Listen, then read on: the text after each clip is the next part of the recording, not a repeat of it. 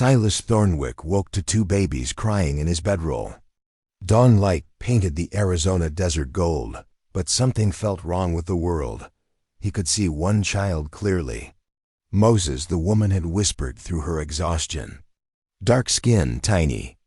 Fists, lungs that worked just fine. The other child flickered.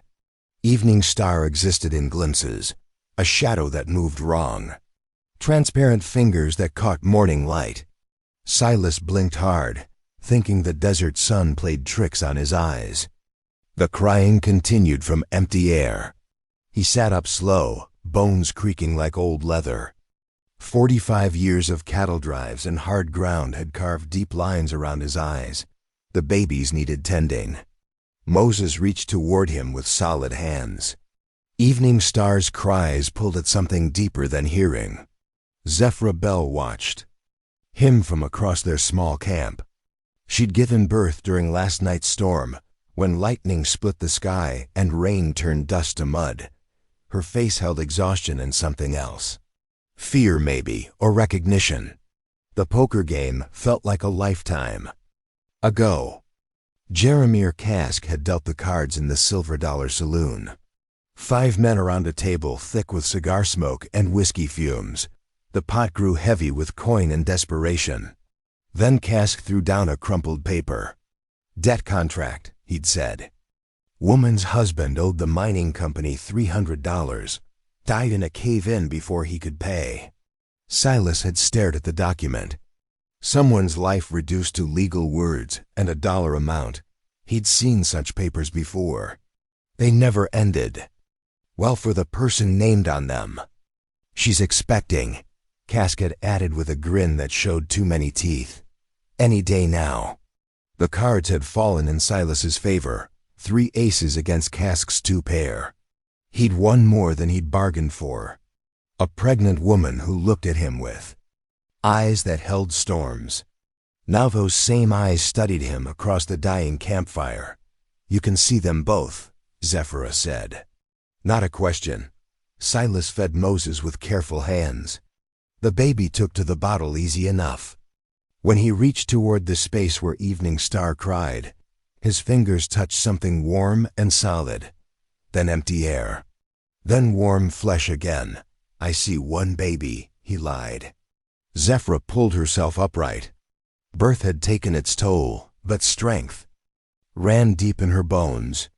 She moved like someone who'd survived worse than childbirth in a desert storm. My grandmother spoke of men like you, she said. Said they had the sight, could see between worlds. Silas had heard such talk before. His Cherokee grandmother had whispered similar stories around evening fires. He'd spent 30 years trying to forget those whispers. The temperature dropped around Evening Star, not natural cold. Something that came from deep places where living things weren't meant to go. Moses settled in his arms, but the other baby's cries grew urgent. What is she? Silas asked. My daughter. Zephra's voice carried iron. Born between lightning. Strikes, 1 foot in this world, 1 foot in the next. Silas had delivered calves and foals. He'd pulled life from difficult places. But this child existed in spaces his hands couldn't quite reach. When he fed her, the bottle emptied into air that somehow had substance. The new moon comes in 2 weeks, Zephra said. If the spirits don't find balance by then, Evening Star fades from both worlds. The weight of responsibility settled on Silas like winter fog. He'd spent years running from such burdens. After Sarah died and he'd left little Thomas with her sister, he'd sworn never to care for anyone again. Caring meant losing. Losing meant the kind of pain that hollowed a man from the inside. But Evening Star's cries pulled at something he'd thought dead. There's a place, Zephra continued. Sanctuary Valley, hidden in the mountains north of here. People like us can live safe there. People like us? People who see too much. Silas studied her face in the growing light. Beautiful. But that wasn't what caught his attention. Intelligence lived in her eyes, and desperation carefully controlled. That poker game, he said. You wanted me to win. Zephyr met his gaze without flinching. Jeremiah Kask trades in more than debt contracts. He finds people with gifts. Sells them to collectors who pay well for unusual specimens. The admission hit like a physical blow. Silas had been played. Manipulated into taking responsibility for problems that weren't his own. Every instinct screamed at him to walk away. Leave Zephyr and her impossible children to find their own path. Evening Star's crying stopped. Silas looked down at the space in his arms. For a moment, he could see her clearly. Dark eyes that seemed far too old for a newborn face. She looked at him with recognition, as if she'd been waiting her whole brief life for this moment. Then she flickered back to shadow and suggestion. They're connected, Zephyr said softly. Moses anchors her to this world. She protects him from the next. But they need a guardian, someone who can see both sides.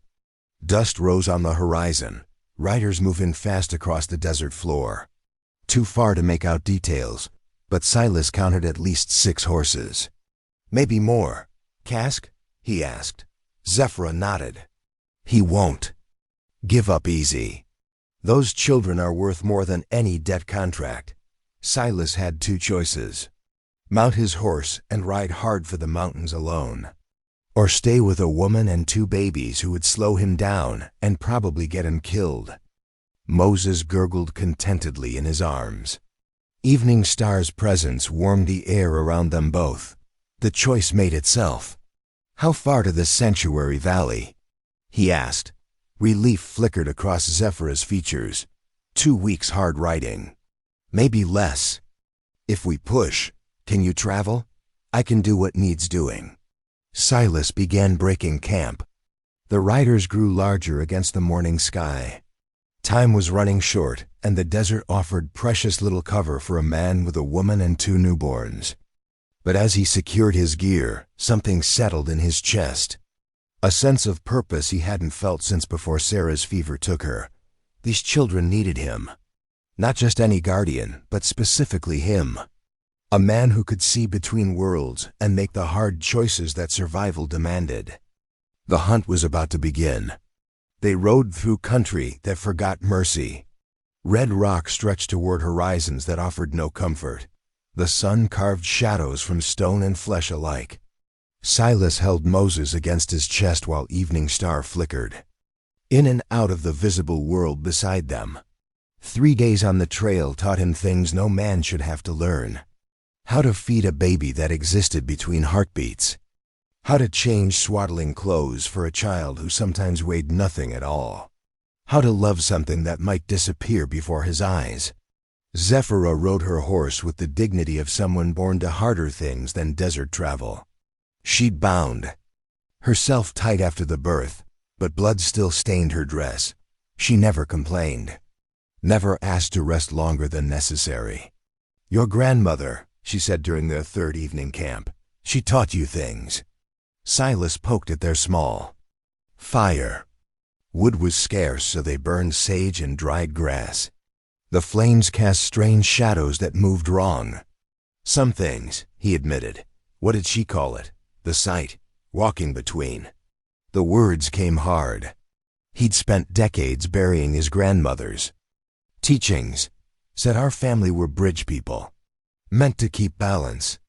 Zephyr nodded. My people call it different names, same truth. Evening Star materialized in his lap, solid weight and baby warmth. Her eyes held depths that belonged to older souls. She looked at him with recognition that made his chest tight. She sees you, Zephyr said, really sees you. Not many people can handle that kind of seeing.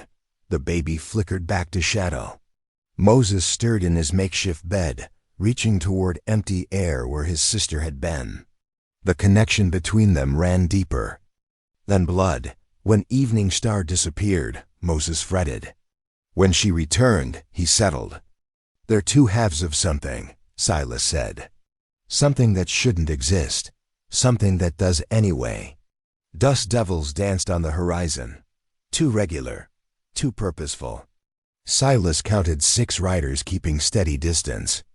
They'd been followed for 2 days now, but their pursuers made no move to close the gap. "Cask's playing with us," he said. "He's got tracker wolves, special bred. They can sense spirit energy." Silas had heard stories of such creatures. Dogs crossed with something else, something that hunted in places where normal animals couldn't go. The thought of those things catching evening star's scent made his hands clench. How long before they close in? When they're ready, when they think we're weak enough. The desert tested weakness daily. Water ran low despite careful rationing. The horses showed signs of strain. Zephyra tried to hide her exhaustion, but Silas saw how she swayed in the saddle. Birth and hard travel were taking their toll. On the 4th day, Evening Star began changing. It started small. Her cries sounded different, older somehow. When she materialized, her movements seemed more coordinated than any newborn should manage. She tracked movement with eyes that focused too well. "She's growing," Zephyra said. "Time moves different in the spirit realm. She's aging faster there. How much faster? I don't know. This has never happened before." Fear crept into Zephyra's voice, the kind of fear that came from watching your child drift into territory no parent could follow. Evening Star existed in spaces between spaces, growing into something unprecedented. By evening, the change became undeniable. When Evening Star appeared, she seemed weeks older. Her neck held her head steady. Her hands grasped with intention. She studied Silas's face like she was memorizing it. "What is she becoming?" he asked. "Guardian, maybe? Or something else entirely?" The temperature dropped around Evening Star, not the cold of desert night, but something deeper. The cold of places where living things weren't meant to venture. Moses started crying whenever she disappeared. His distress pulled at something primal. In Silas's chest. "She's protecting him," Zephyra said. "Even now. Even changing. She's watching for dangers he can't see." That night, Evening Star's warnings saved their lives. She materialized suddenly, her infant features tight with alarm. The temperature plummeted. Frost appeared on their blankets despite the desert heat. Moses woke crying, his distress cutting through the still air. Silas rolled from his bedroll, hand moving to his rifle. The desert looked empty, but Evening Star's presence grew more solid, more urgent. "How many?" he whispered. "Evening Stars." Eyes tracked movement he couldn't see. She made soft sounds, not quite words, that somehow conveyed meaning. 3 riders, coming from the north, moving quiet through the rocks. Silas woke Zephyra with a touch. She read the situation instantly, gathering Moses while Silas saddled. "They're horses." They moved like smoke through the pre-dawn darkness, following paths that skirted the main trail. Behind them, Cask's men rode into their abandoned camp. Voices carried on the thin air. Anger, frustration. The sound of men who'd been outmaneuvered by a woman, 2 babies, and a cowboy they'd underestimated. "She saved us," Silas said, once they'd put distance between themselves and their pursuers. "She's learning to use her gifts, growing into them faster than any child should." Evening Star flickered in his arms. For a moment, she looked almost transparent, then solid again. The effort of maintaining presence in both worlds was costing her. Each day brought new abilities, but also new strain. Moses reached toward his sister with tiny hands. When their fingers touched, both children settled. The connection between them created stability that neither could achieve alone. They balance each other, Silas realized. That's why Cask wants them. That kind of balance is worth more than gold to certain people. The 5th day brought them to broken country. Mesas rose like ancient monuments to forgotten gods. Water could be found in hidden springs if you knew where to look. Zephyra guided them to a canyon that offered shelter and grass for the horses. "My husband came through here once," she said. Before the mining company got its hooks in him. He said. This place felt sacred. Evening Star materialized as soon as they made camp. Her development continued at an alarming pace. She held her head up easily now, tracked movement with alert eyes, made sounds that bordered on communication. Still an infant, but one growing into something unprecedented. She's becoming a bridge, Zephyra said, between the world of the living and the world of spirits, but bridges carry weight. Sometimes they break under the load. Silas fed both children as twilight painted the canyon walls purple. Evening Star took nourishment from his touch as much as from the bottle. The connection between them grew stronger each day. She was learning to trust him. He was learning to love something that might fade at any moment. I had a son once, he said. Zephyra looked up from tending the fire. Thomas, he'd be about 10 now, maybe 11. What happened? I got scared. Sarah died of fever, and I couldn't handle raising him alone. Left him with her sister. Told myself it was better for him. The confession hung in the air between them. Zephyra didn't offer empty comfort or quick forgiveness. She understood that some wounds ran too deep for easy healing. You think you'll run again? She asked. I think about it. But you won't. No, I won't.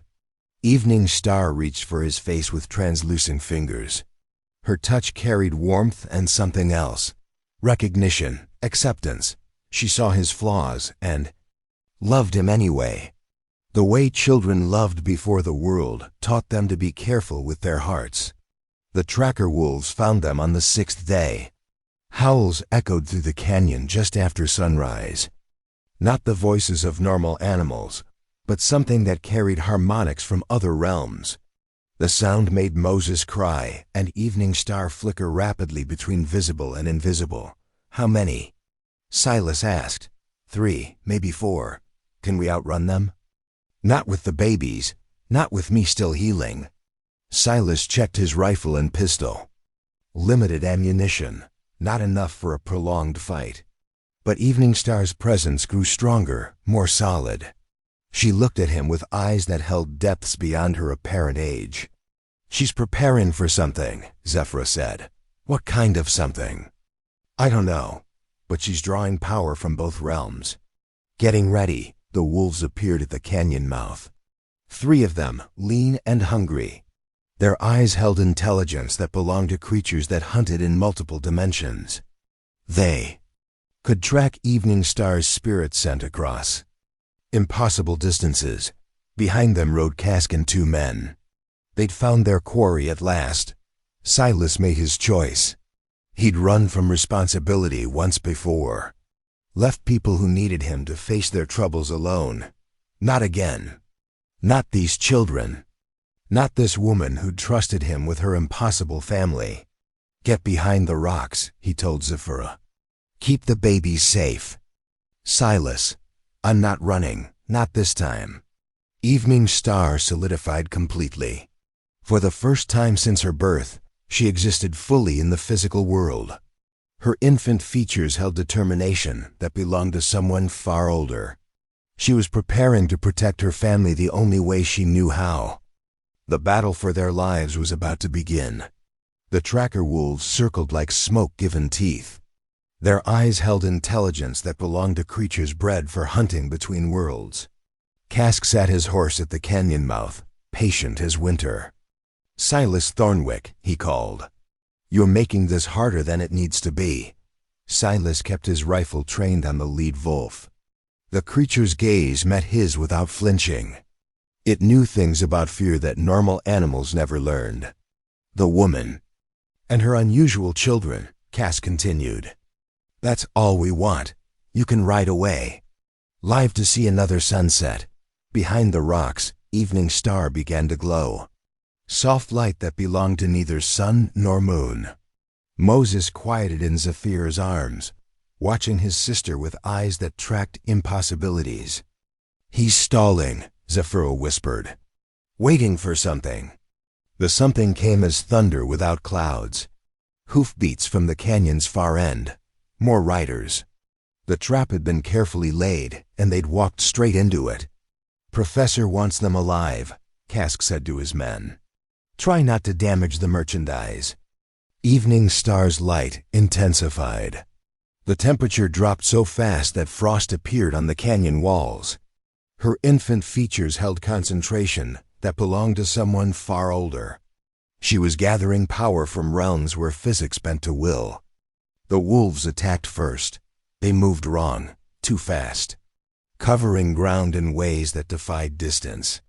Silas fired at the lead animal and watched his bullet pass through empty air. The creature had stepped sideways into spaces between spaces. It reappeared behind him. Claws raked across his back, tearing cloth and skin. He rolled away, working. The rifle's lever action. The second shot caught the wolf as it materialized. The bullet struck something solid this time. The creature yelped and faded back into the spirit realm. The other wolves circled, learning from their packmate's mistake. They stayed partially phased, solid enough to attack, but too ethereal for normal weapons to find them easily. Evening Star's glow became blinding. She rose from Zephyra's arms, floating 6 inches above the ground. Her infant body remained unchanged, but power radiated from her in waves that made the air itself hum. She was drawing energy from both realms simultaneously, becoming a bridge between worlds. "Impossible," one of Cask's men breathed. "Worth more than we thought," Cask replied. The canyon walls began to sing, ancient harmonics that predated human habitation. The stone itself responded to Evening Star's presence, resonating with frequencies that touched the border between life and death. Moses started crying. Not the distressed wails of a frightened infant, but something else. His voice harmonized with his sister's power, creating a dual resonance that made reality shimmer. "They're connected," Zephyra said. "More than I realized. They're two parts of the same spiritual entity." The wolves retreated, whimpering. Their supernatural senses were overwhelmed by the children's combined presence. Even Cask's horses shied away from the growing energy field, but the reprieve cost them. Evening Star flickered, her light dimmed. The effort of manifesting so much power was draining her rapidly. She began to fade between visible and invisible, her form becoming unstable. "She can't maintain this," Zephyra said. "How long do we have?" "Minutes. Maybe less." Silas made his choice. He broke cover, running toward Cask's position. The bounty hunter raised his rifle, but Evening Star's final burst of energy sent a wave of cold air that froze the weapon's mechanism. The gun jammed. They grappled. Cask was younger, stronger, but Silas fought with the desperation of a man, protecting his family. They rolled in the dust, struggling for advantage neither could claim. Behind them, Evening Star collapsed into Zephyra's arms. Her light faded to nothing. The canyon walls stopped singing. The wolves crept forward again, emboldened by the return of normal physics. "The children are weakening," one of Cask's men called. "Now's our chance." They rode hard toward the rock shelter. Zephyra clutched both babies, looking for escape routes. That didn't exist. The canyon had become a trap with no exit. Then the other riders arrived. They came from the North Canyon mouth, like salvation-given horses. A dozen men and women dressed in traveling clothes that had seen hard miles. Their leader wore a black coat and carried himself with the bearing of someone accustomed to command. "Professor Blackwood," Cask said, releasing Silas. "You're early." "The spiritual disturbance could be felt for miles," Blackwood replied. "Fascinating. 2 children sharing a single soul across multiple realms."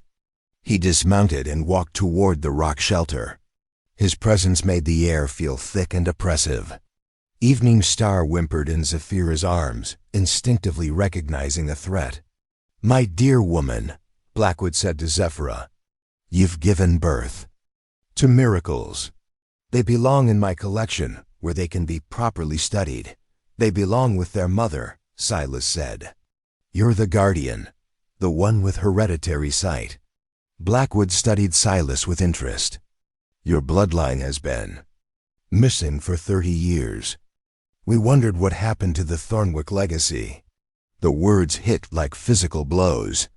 Silas had spent decades running from his heritage, but it had found him anyway. The responsibilities his grandmother had spoken of. The duties he'd abandoned. When Sarah died, I don't know what you're talking about, he lied. Your family were bridge keepers. Maintained the balance between realms for 7 generations. Until you broke the line. Blackwood gestured to his companions. They spread out, surrounding the small family with practiced efficiency. Not bounty hunters. Something more organized. More dangerous. When guardians abandon their posts, the barriers weaken. Creatures like my wolves can cross over more easily.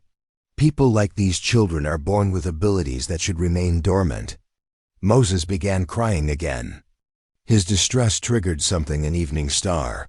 She flickered back to visibility, her infant features tight with alarm. The connection between the siblings created a feedback loop that made both children glow with soft light. Remarkable. Blackwood breathed. They're stabilizing each other across dimensional boundaries. Do you have any idea how valuable that makes them? They're not merchandise, Zafura said. Everything is merchandise to the right buyer. There are collectors who would pay fortunes for children who can bridge realms. Governments who would fund entire wars for soldiers who could phase between worlds. Evening Star's glow intensified again. But this time, something was different. Instead of the unstable flickering they'd seen before, her light remained steady, constant. She was learning to control her abilities. She's adapting, Blackwood sighed, growing into her power faster than any recorded case. The other child is anchoring her, providing stability she couldn't achieve alone. He signaled to his people.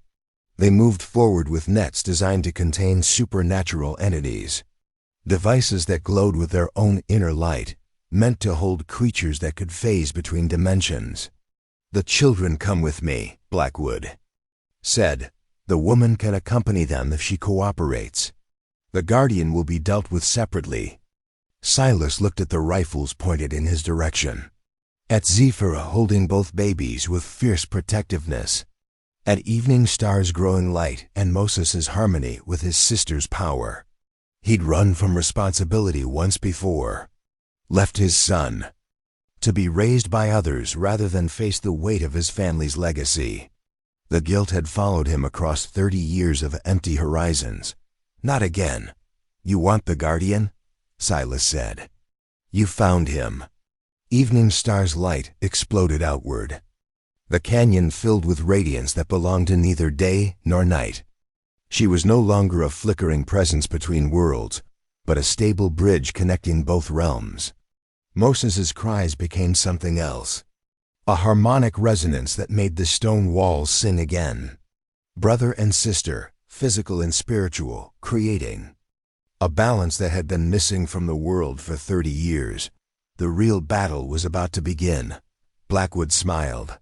Finally, the Thornwick Guardian awakens. This will be most educational. The trap had been sprung. But the prey was no longer defenseless. Evening Star rose into the air again, but this time her light held steady. No flickering, no fading. She had found her balance between worlds, and Moses anchored her with his presence. Brother and sister creating harmony that made the canyon. Walls hum with ancient power. Silas felt something shift inside his chest. The sight his grandmother had spoken of, dormant for 30 years, finally awakened. He could see the threads that connected all living things. Silver lines of energy that wove between physical and spiritual realms. The Guardian legacy activates. Blackwood said with satisfaction, magnificent. I haven't seen this in decades. The professor's men raised their containment nets, but Evening Star's light passed through them without resistance. Her power existed in spaces their technology couldn't reach. She floated above the canyon floor, a bridge between impossible worlds. Moses stopped crying. His infant voice joined his sister's harmonic resonance. The sound they made together belonged to no earthly music. It came from deeper places where creation itself learned to sing. Blackwood's tracker wolves whimpered and retreated. The spiritual energy overwhelmed their enhanced senses. Even Cask's horses shied away from the growing power field that centered on two babies who should have been helpless. Fascinating, Blackwood breathed. They're not just connected, they're completing each other. Two halves of a single guardian entity. Silas saw the truth in the silver threads that only his awakened sight could perceive. Moses and Evening Star weren't separate children. They were one soul split between realms, learning to exist in both simultaneously. "You knew," he said to Zephyrah. "I suspected. My grandmother spoke of such births. Twins who share one spirit between them. Bridge children, born to heal broken connections." The broken connection was his own family's legacy. 30 years of abandoned responsibility had created gaps in the spiritual barriers, places where predators like Blackwood could operate freely. Evening Star descended slowly, her light dimming to manageable levels. She settled into Zephyr's arms with newfound control over her abilities. Moses reached for his sister with tiny hands that glowed with their own inner radiance. "The awakening is complete," Blackwood said. "Now we can begin the real work." He gestured to his people. They moved forward with different devices. Not containment nets, but binding circles etched with symbols that hurt to look at directly. Tools designed to trap guardians and steal their power. "You thought this was about collecting unusual children," Blackwood continued. "But guardian essence is worth far more than curiosities. Your family's power, channeled through those infants, could fuel my research for decades." Silas understood the true scope of the trap. Not just to capture Zephyr and her children, but to harvest the spiritual energy that flowed through his bloodline. To turn guardian power into a resource for exploitation. "Over my dead body," he said, "if necessary." The binding circles began to glow. Ancient symbols that predated written language, designed to sever connections between guardians and their spiritual sources. But Evening Star's light flared in response. She was learning to fight back. The canyon filled with competing energies. Blackwood's binding magic clashed against the children's natural power. Reality warped at the edges where different forces met and struggled for dominance. Cask's men opened fire, but their bullets passed through spaces the children no longer occupied. Moses and Evening Star existed partially in the spirit realm now, solid enough to be held but too ethereal for conventional weapons. "They're phasing," one of Blackwood's assistants called. "The binding circles can't lock onto targets that exist in multiple dimensions." "Then we take the anchor points," Blackwood replied. He turned toward Silas and Zephyrah. If he couldn't capture the children directly, he would threaten the people they loved. Force them to surrender by endangering their protectors. Evening Star's response was immediate. Her light became blinding. The temperature in the canyon dropped so fast that frost covered everything within 50 yards. She was drawing power from the deepest cold places where spirits dwelt between lives. The tracker wolves fled completely. Their supernatural instincts recognized a threat that outclassed them by orders of magnitude. Even Blackwood's trained operative stepped back from the growing field of spiritual energy. "Impossible," Blackwood whispered. "She's accessing power sources that shouldn't be available to living beings." Moses added his voice to his sister's power. Together, they created a protective barrier that nothing could penetrate.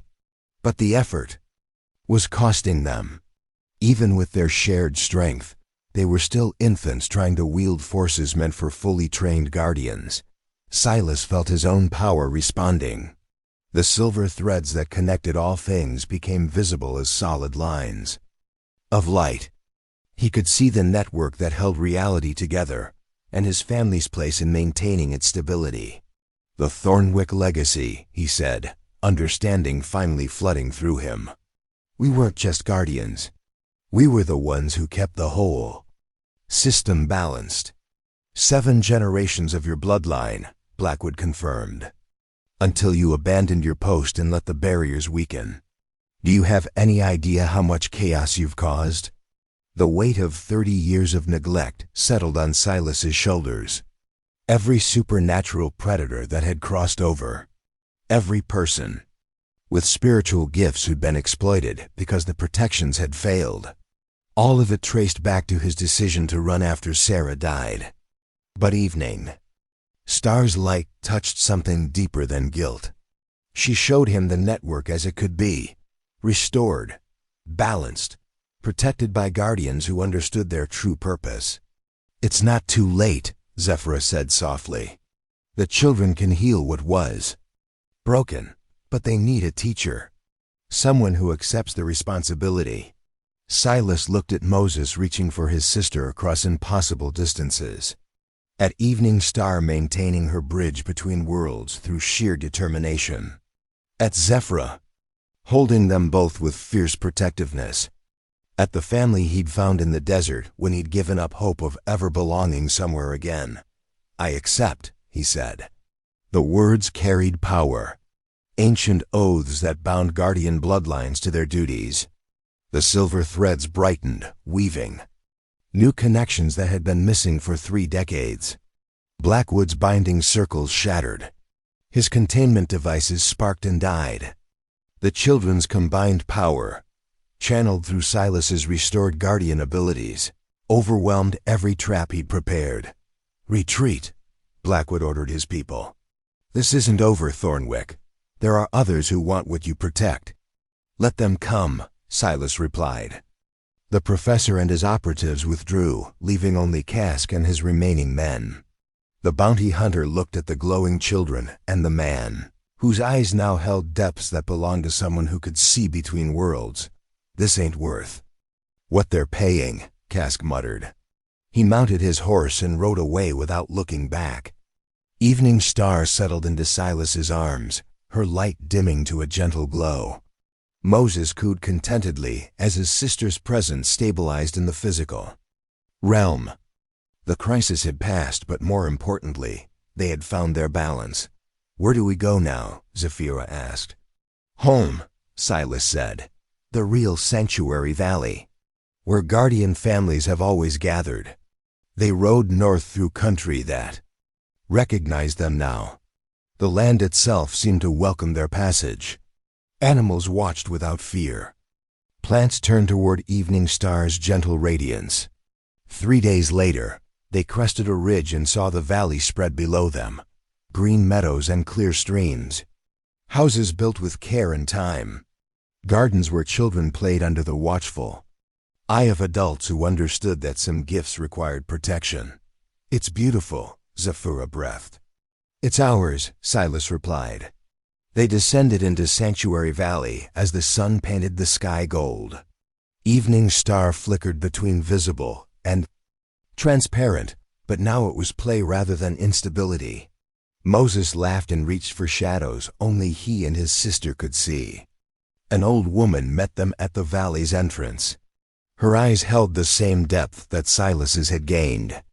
Another guardian, maintaining the watches that kept their community safe. Silas Thornwick, she said, we wondered when you'd come home. I brought family, he said. So I see, years passed. Moses and Evening Star grew into their gifts with the patience that only children possess. They played games that spanned multiple dimensions, learned to tend gardens where spiritual plants grew alongside physical ones, and studied the ancient responsibilities that would one day be theirs. Silas taught other lost guardians who found their way to the valley. Men and women who had run from their heritage until circumstances forced them to remember what they truly were. He helped them accept duties they had never wanted, just as Zephyra had helped him. On quiet evenings he would sit by the fire and watch Moses and Evening Star practice their abilities. The boy who anchored all things solid. The girl who bridged all worlds distant.